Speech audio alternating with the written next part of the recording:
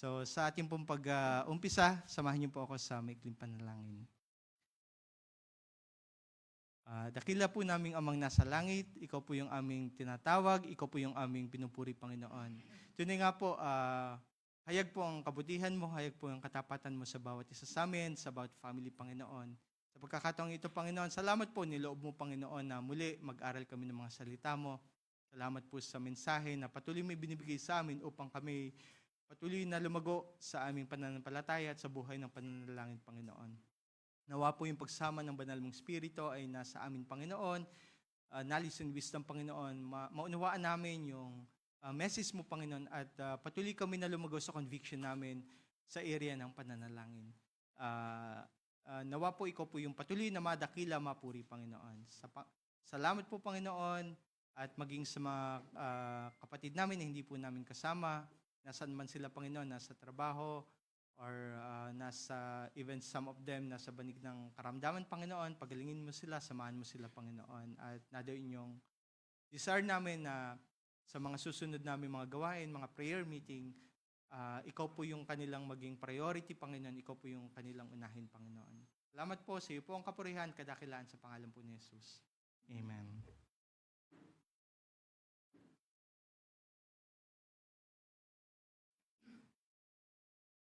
Ang title po ng pag-aaralan natin is Our Father.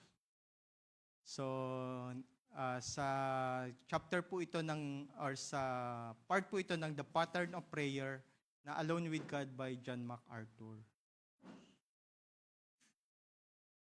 So, sabi po dito, the prayer begins and ends not with the needs of man but with the glory of God. So, tunay nga po, ito po yung panalangin natin. Ito po, malimit na pong binabanggit ng ating mga kapatid, ng ating mga pastor, na yung panalangin po, it's not like wishing na parang ang Panginoon ay genie, na dapat magwi-wish tayo, sasabihin natin yung mga wish natin. So, sabi nga po, hindi po siya nakapokus lang in meeting our needs, sasabihin natin yung mga petitions natin sa Panginoon, but the intention ng panalangin is from the start until the end is mabigyan ng glory ang ating Panginoon even sa pagtugon ng ating Panginoon sa ating mga panalangin. Siguro naririnig ninyo at yung iba may nabasa tungkol sa Prosperity Gospel. Sabi nga na some of the people talaga they want to follow God or they want to grow spiritually kasi they are looking for blessings, material blessings. Kasi nga ang pagkakaunawaan nila, the more they learn, the more they dig themselves sa spiritual things. So equivalent na doon yung material blessings. Pero sabi nga, hindi naman yun lagi ang nagiging case, di ba? Kung ayun talaga yung pattern ng Panginoon, so lahat ng mga Kristiyano talaga mayaman financially, mayaman talaga materially. Pero ang totoo na mayaman talaga mga Kristiyano. Amen. Sapagkat ang Ama natin is mayaman. More than higit pa sa kayamanan ng nadito sa lupa, but we are rich spiritually, sabi nga. But God is faithful. Sabi niya, He will not let the Christians or yung faithful sa Kanya to beg, di ba? Sabi doon. So, ang Panginoon ay mabuti tapat na lahat ng ating mga pangangailangan ay ibibigay niya. But sabi nga, sa ating panalangin or sa ating pagsunod sa Kanya, nandun dapat yung motivation natin not to acquire wealth or to prosper, but really, yung focus natin is to give glory sa ating Panginoon. So, it should be concerned primarily with who God is, what He wants, and how He can be glorified. Not concentrating kung papaano tayo lalago, kung papaano tayo mapapabuti. Sabi nga, it's not bad or it's not hindi naman it's not bad to pray for material things, but that is not the start and end of our prayer. So, ultimately, this is yung ating, yung concern natin. Kung mas makilala natin ang Panginoon sa mga buhay natin, kung ano yung will niya sa ating buhay at sa pananalangin natin hanggang sa pagtugon niya, ang layunin natin ay mabigyang papuri ang ating Panginoon. So, many Old Testament saints or prophets certainty had just cause to plead with God to take them out of harrowing circumstances. Yet they sought to glorify God and follow His will. Like si Jonah, si Daniel, Jeremiah, Isaiah, at marami pang mga prophets. So, katulad nga ni Jonah, nung nasa loob siya ng, I don't know whether balyena na yun, ano bang describe yun sa big fish, nakalagay. When my soul fainted within me, I remembered the Lord, and my prayer went up to you into your holy temple. But I will sacrifice to you with a voice of thanksgiving. I will pay what I have vowed. Salvation is of the Lord. So sa kanyang circumstances, na doon siya sa loob ng malaking isda, nasa tiyan siya ng malaking isda. So, in-extol niya ang Panginoon, inilip up niya yung Panginoon. Na doon yung kanyang pasasalamat sa Panginoon.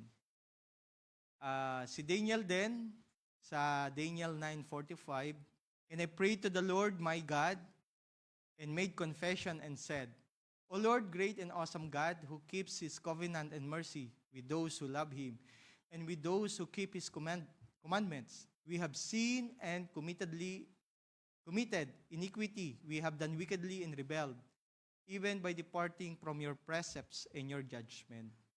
So dito, sa panalangin ni Daniel, so ini-extol niya or inaalala niya kung sino ang kanyang Panginoon. Who is his God? Great and awesome God.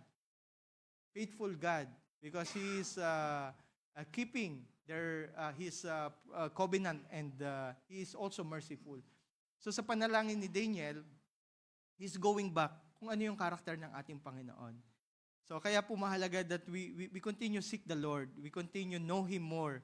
Para in our prayer, we will call God for who He is in our lives. At kung sino siya, kung ano yung ginawa niya, at kung ano yung kaya niyang gawin. Not only focusing on our needs, kung ano yung gusto nating mangyari sa ating prayer.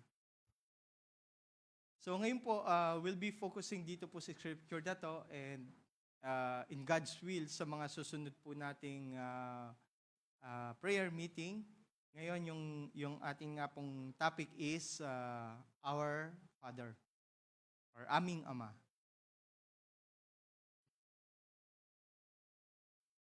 So, nasa Matthew 6:9-13 po, New King James Version po. In this manner, therefore, pray. So, Our Father in Heaven. So, nabanggit po ng ating Panginoon dito yung pattern, or tinuruan po niya ang kanyang mga alagad sa pananalangin. So, before this chapter po, so he is correcting or rebuking yung mga Pharisees, the way they prayed. Paano daw po nagpe-pray ang mga Pharisees? They are standing in the synagogues and they want to pray in the public places just to be seen by men. Kasi yung gusto nila is yung papuri ng mga tao. And also, he is correcting na hindi naman kagaya ng mga pagan. Like, mag-pray ang mga pagan like paulit-ulit. Nag-chant sila. Paulit-ulit na from lips lang yung kanilang mga panalangin. Kaya, itinuro sa kanila, sa mga alagad, yung tamang pananalangin. Sabi nga daw, in this manner, therefore, we pray. Sabi nga, hindi naman necessarily na ito yung ipag-pray, itong exactly words, but this is the manner, this is the pattern na manalangin daw tayo. Our Father in Heaven. So, nung nabanggit pong Our Father in Heaven, it mapapansin po natin, it has a relationship. When we call our God, our Father in Heaven, so na doon yung relationship. And this is very true kung ano po yung katayuan natin. Tayo po ay mga anak ng Diyos. So, nabanggit po yun sa scripture, nung tayo po ay tumanggap at nagkaroon ng kaligtasan, tumanggap sa ating Panginoon, nagkaroon ng kaligtasan, tayo po ay inangkinan niyang kanyang mga anak. So that's why sa ating pong pag nalapit po tayo sa ating Panginoon, ang tawag po natin is our Father. So, nandun din po yun na hindi po tayo selfish, hindi lang, my Father in heaven. Our Father, meaning we consider God as our Father. Hindi lang Father natin, kundi Father din ng kapatid natin. So, kung paano natin hinihingi yung nabanggit dito, forgiveness, whatever it is, sa ating Ama, we need to think also na ang Panginoon ganun din sa ating mga kapatid. Na we should not be selfish. So, kung mapapansin niyo po dito sa scripture na to, ang mga ginamit na pronouns ay plural. Plural meaning maramihan, not singular, not I, me, or myself, but more on plural, meaning it's more on pangkalahatan. Or when we pray, we are not focusing on ourselves. So we are also remembering yung mga kapatid natin. We are also remembering yung community. We are also remembering our church. So yung our Father, so nandun yung relationship. And then nabanggit po dito, hallowed be your name. So nandun po yung pagtaas sa ating Panginoon. Nandun po yung pag-glorify niya. So meaning tayo po yung mga nagpupuri, siya po yung pinupuri natin. So nandun po yung siya sa taas, tayo po na dito sa baba. So we are exalting, itinataas, nililip po natin yung ating Panginoon. Kung nasaan siya, siya po yung nasa taas. And then, nabanggit po dito, your kingdom come. So, yung priority po natin ay yung kaharian po ng ating Panginoon. I think I remember Kuya Alan po emphasized this topic, the kingdom of God. The kingdom come, ditong specific na prayer in one of our prayer meeting po. So, yung paghahari po, ito po yung ating priority na yung kaharian po ng ating Panginoon, yung siyang pumarito sa lupa.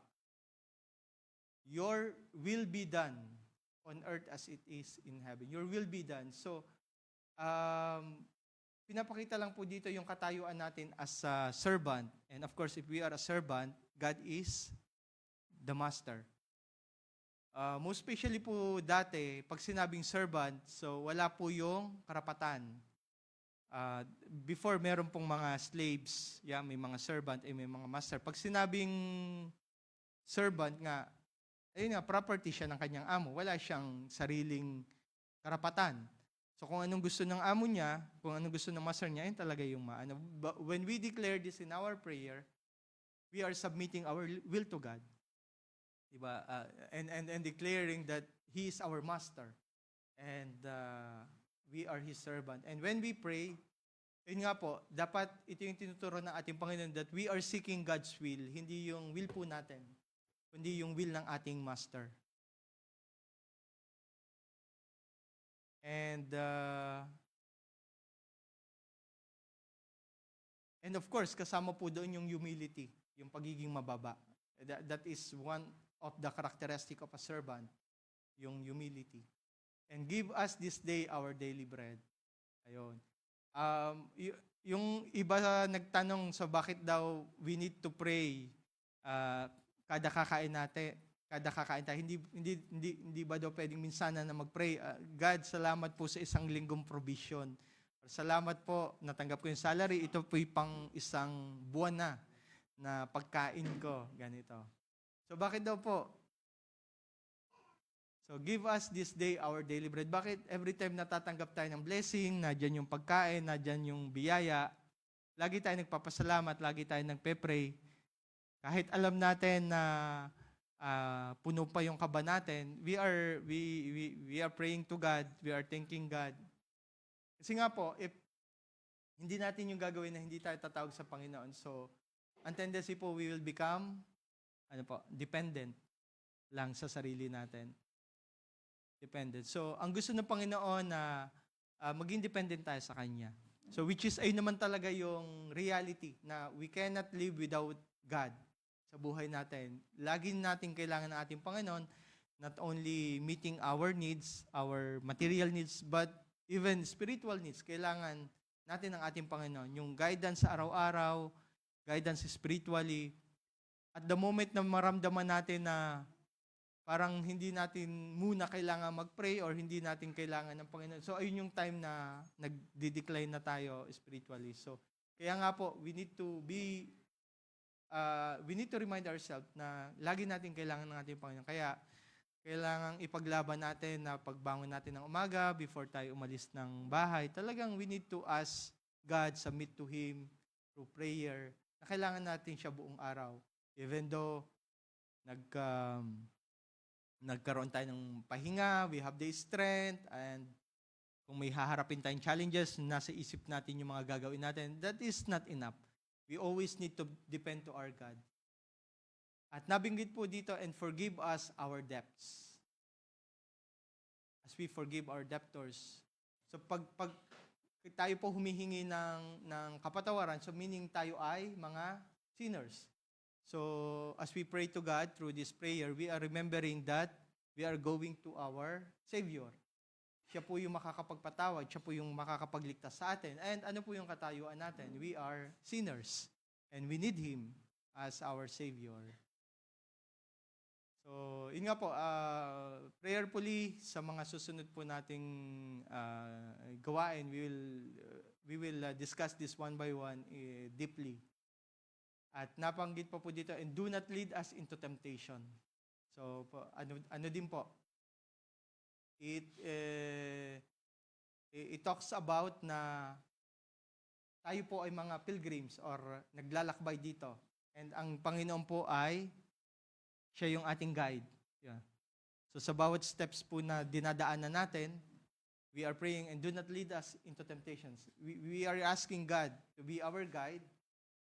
At nandun po yung nandun yung ating humility, submission sa Kanya, na through His guidance, ma-overcome natin yung mga with His help, yung mga temptation or yung mga challenges sa ating buhay.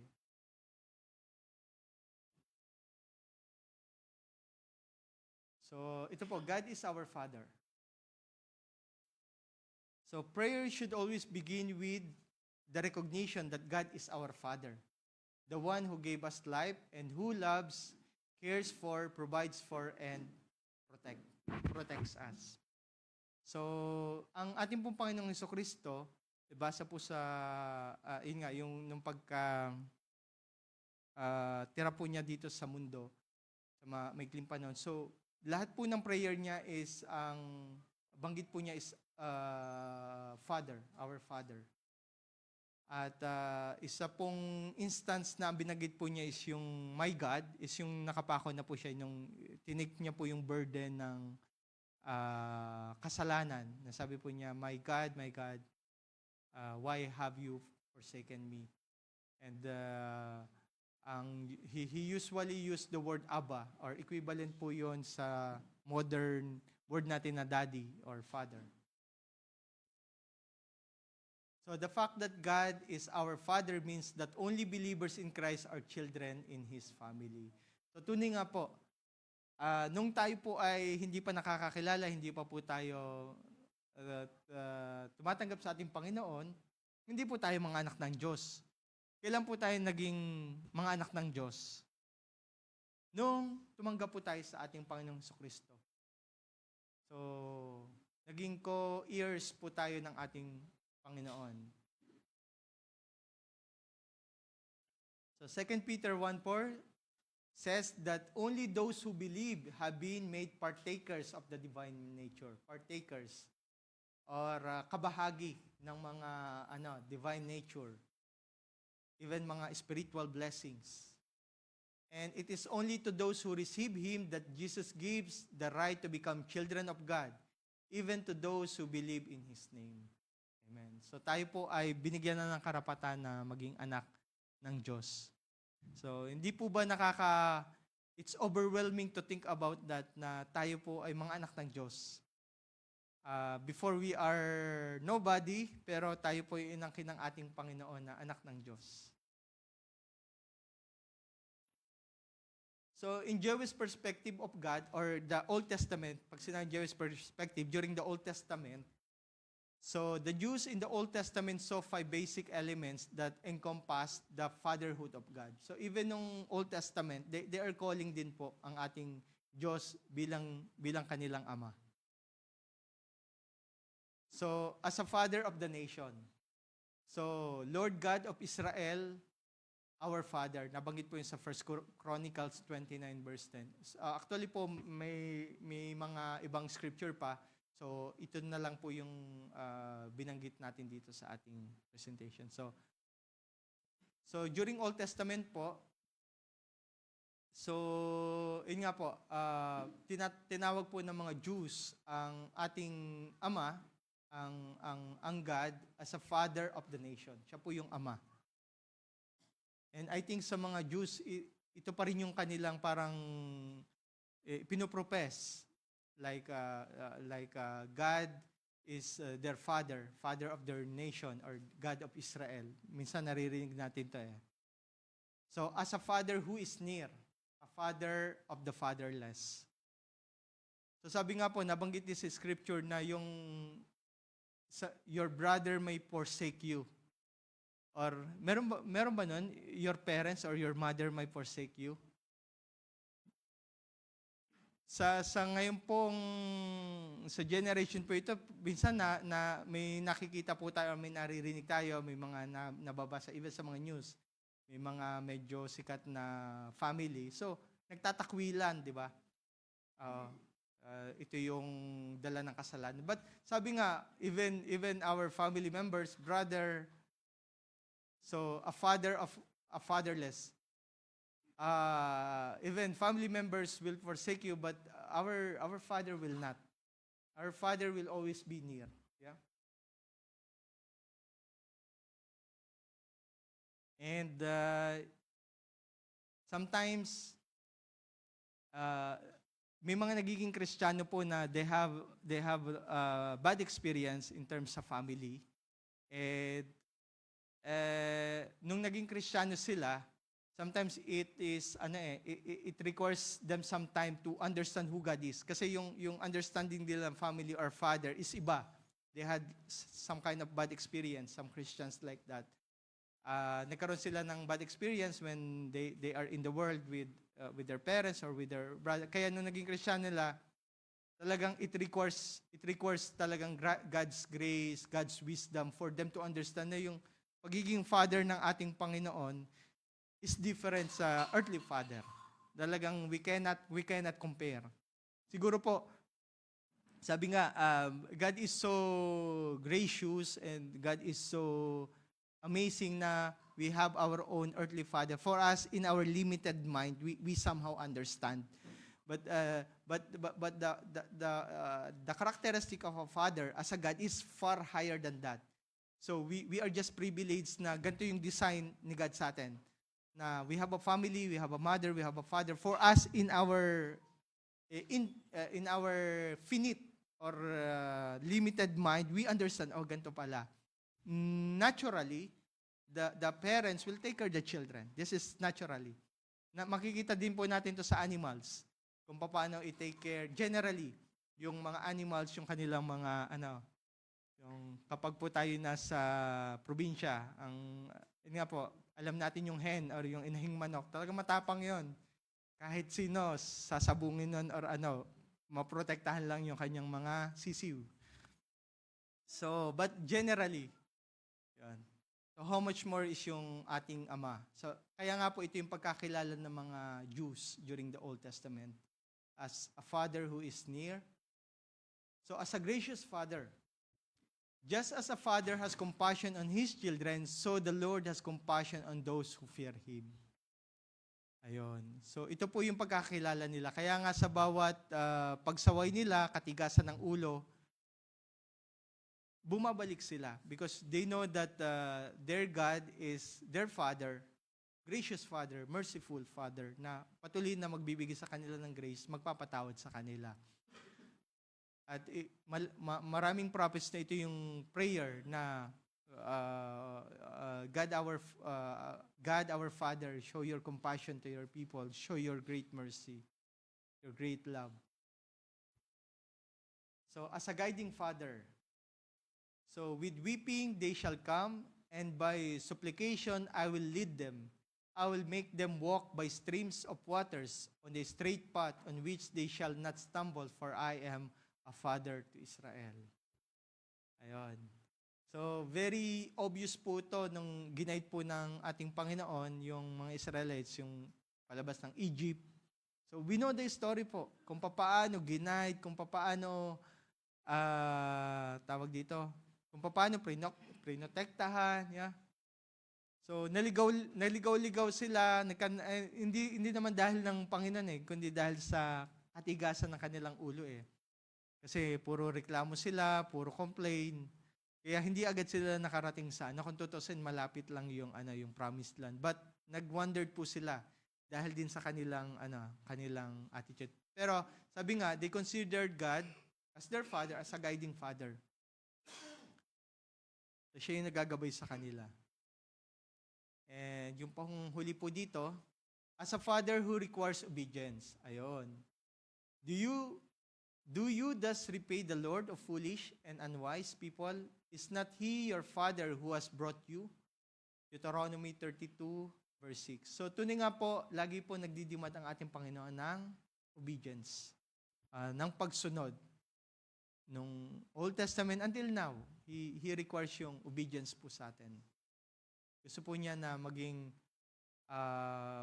masunurin. So, karamihan po dito mga tatay, mga nanay din. Sino pong gusto yung mga anak nila ay masunurin sa kanila?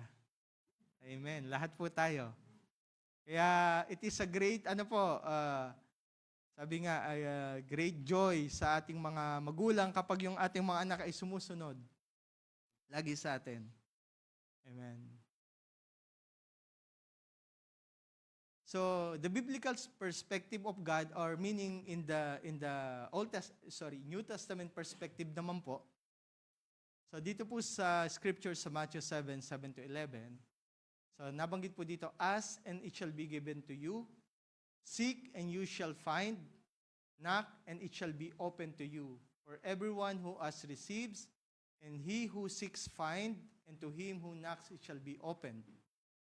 Or what man is there among you, when his son shall ask him for a loaf, will give him a stone? Or if he shall ask for a fish, he will not give him a snake? Will he? If you then, being evil, know how to give good gifts to your children, how much more shall your Father who is in heaven give what is good to those who ask Him? So maraming beses na po natin itong narinig, even for sure sa ating mga personal devotion, and napakasarap po laging ulit-ulitin itong scripture na to, that our God is like a Father who is merciful, who loves us, na ibibigay yung mga pangangailangan natin. We just need to ask, we just need to seek, we just need to knock. Because He is our Father. Sabi nga, tayo daw ang description doon, mga tatay na evil. Of course, we are sinners. We are not perfect. So sa ating mga anak, please bear with us. Ganun talaga. Hindi tayo mga perfect. Pero we are doing our best, right? We are doing our best sa abot ng ating makakaya na itawag dito. Gawin yung maging best daddy or best tatay tayo. Malapit na ba Father's Day? Ha?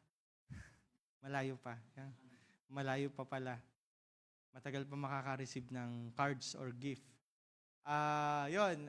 But sabi nga, tayong mga imperfect na mga ama or mga magulang, mga nanay, so our intention is always to give best para sa ating mga anak, sa abot ng ating makakaya, sa abot ng ating pagkaunawa, but how much more yung ating amang nasa langit. Yeah? So to able to approach God in prayer as our loving Heavenly Father implies several things. So it dispels fear. So during Old Testament, yung ayun yung pagkakaiba ng mga god ng mga Jews sa mga god ng mga pagans. Yeah.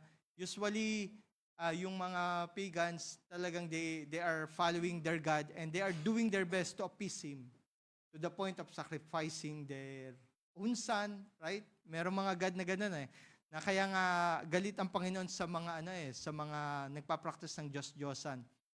Kasi ayun yung mga nire-required ng kanilang God. Kailangan i-sacrifice mo yung anak mo para i-appease mo yung God. Or many things. And they are scared. They are fearful. But nung naging Panginoon, nung naging ang mga Israelites, so nadoon yung they know that they need to respect God. Yung fear na meron sila is different sa fear ng mga pagan. Yung fear nila is with respect, with honor. Hindi yung fear ng mga pagan na they are scared na something will happen to them, to their community. Kaya nga gagawin nila lahat para i-appease yung God nila.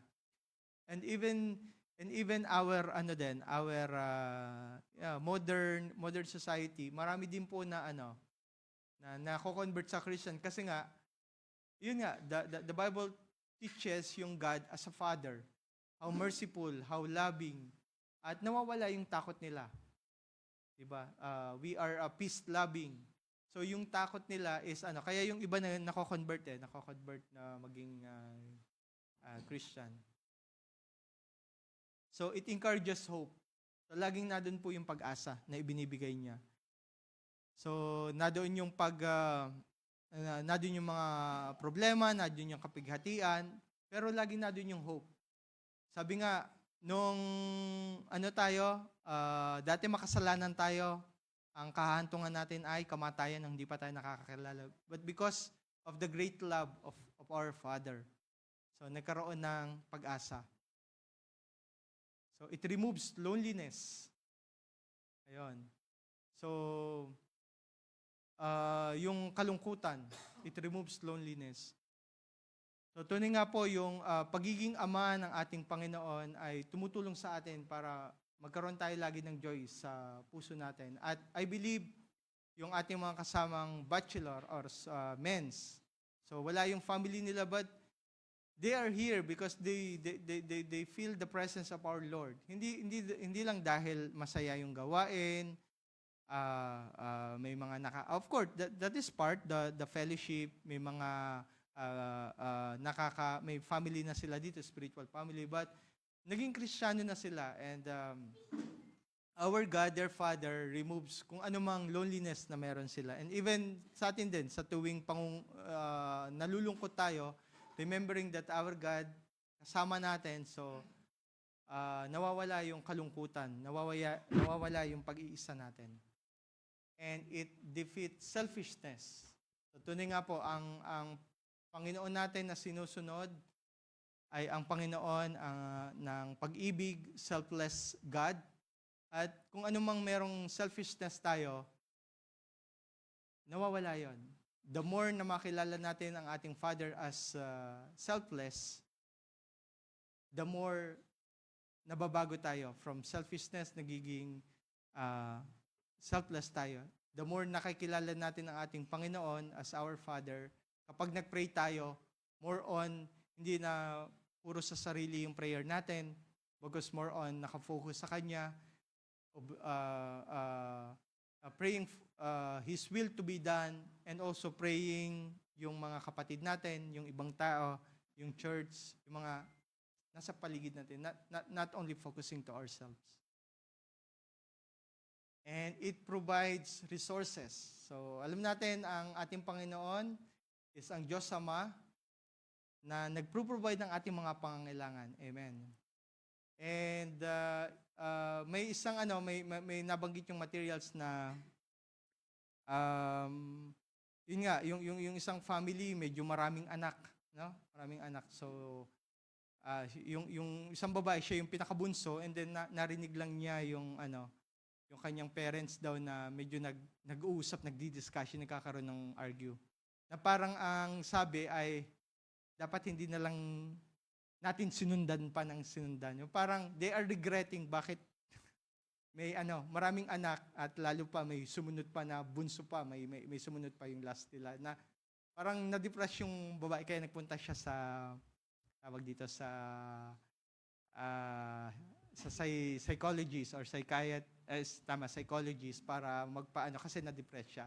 So, but ang ating Panginoon we will never hindi niya yun hindi natin yung maririnig of course sa ating Panginoon. Sabi nga siya nga yung nag-form sa atin, siya yung nag-plan bakit tayo na dito. At kumbaga hindi niya tayo pababayaan. Whatever resources na kailangan natin, kanya ibibigay. Amen. Sabi nga, God will provide all our needs. Most especially, spiritual blessing. Kaya nga bilang mga Kristiyano, we should not be anxious.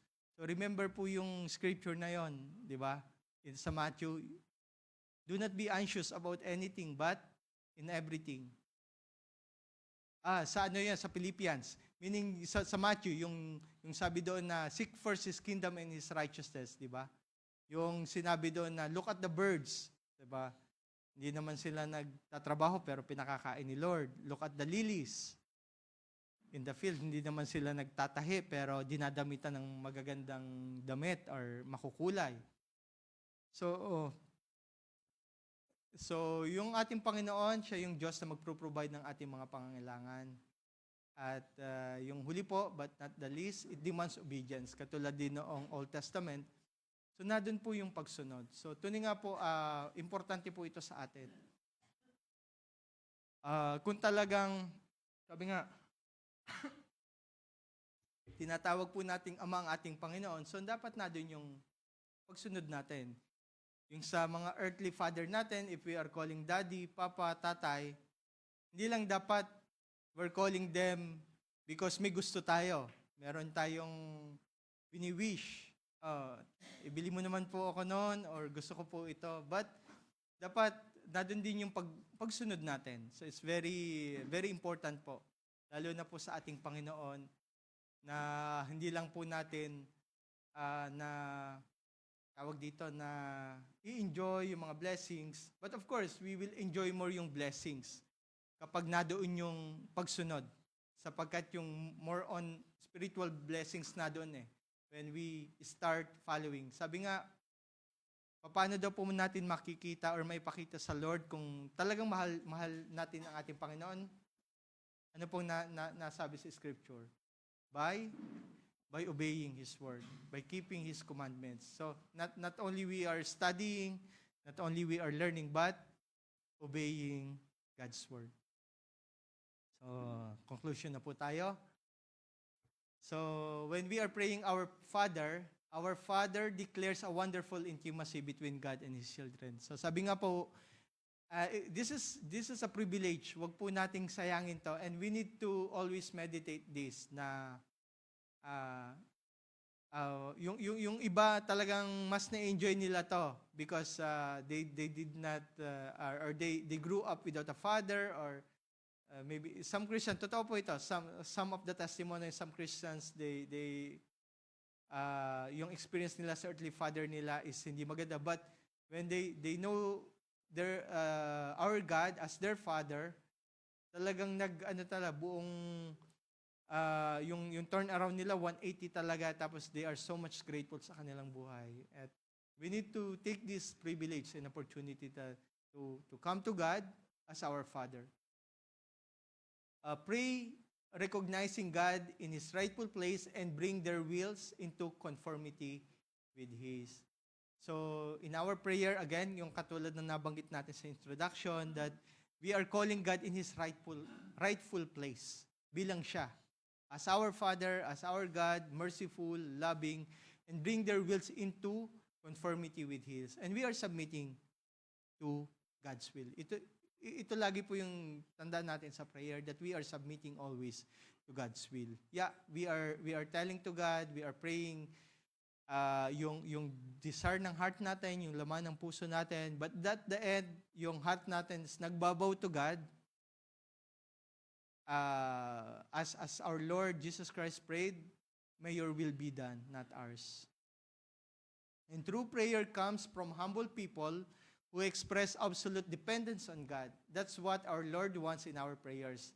The more we think true thoughts about God, the more we will seek to glorify Him in our prayers. That's why it's very important that we will continue know God sa ating pag-aaral, pagdi-devotion, Bible study, sa pakikinig dito sa pulpit. So patuloy natin kilalanin ang ating Panginoon. And lastly po, when you begin your prayers by calling on our Father who art in heaven, you indicate your eagerness to go to Him as a child, knowing He loves you, and you'll find that He is eager to lend His ear, His power, and His eternal blessing to the request of His children, if it serves them best and further reveals His purpose and glory. Tayo po'y manalangin. Hallelujah, Lord. Amin pong Diyos, amin pong Amang nasa langit, patuloy po namin Ikaw dinadakila, patuloy ka po namin sinasamba, lubos na pinasasalamatan. Salamat po, Panginoon, sa gabing ito, Panginoon, for reminding us po sa pamagitan ng mga salita mo, sa material na nagamit namin. Natunay nga po, Ikaw po yung Ama na nagmamahal sa amin, Panginoon. May we always live with this message, Panginoon. May we always remember You as our God, as our Father, na laging nadyan para sa amin, guiding us, protecting us, loving us, Panginoon. Na tunay nga po, Panginoon, yung desire namin, Panginoon, is patuloy ka po namin makilala, Panginoon, as our God, na as our Father. At yung desire namin, Panginoon, is patuloy ka po namin na i-obey, Panginoon. Patuloy kami magkaroon ng obedient heart, Panginoon. Knowing na You are our loving God, Panginoon, and You knows what's best for all of us, Panginoon. Muli po, patawad po kung may mga times na nagkukulang kami, Panginoon, bilang iyong mga anak, Panginoon, bilang iyong mga lingkod, Panginoon. Pero salamat po sa awat habag mo, Panginoon, sa pamagitan ng aming Panginoon sa Kristo, Panginoon, na lagi mo kaming tinatanggap, lagi mo kaming pinapatawad. Katulad nga ng prodigal son, Panginoon, na sa kabila ng kanyang mga kasalanan, Panginoon, patuloy tinanggap mo pa rin siya bilang iyong anak, Panginoon. At kami, Panginoon, may we continue walk, Panginoon, according to Your will, according to Your ways, Panginoon. Muli po, Panginoon, nawa po, Panginoon, Ikaw po yung patuloy namin na puri, Ikaw po yung patuloy namin na nadakila, Panginoon, sa gabing ito. Salamat po sa pangalan po ni Jesus. Amen.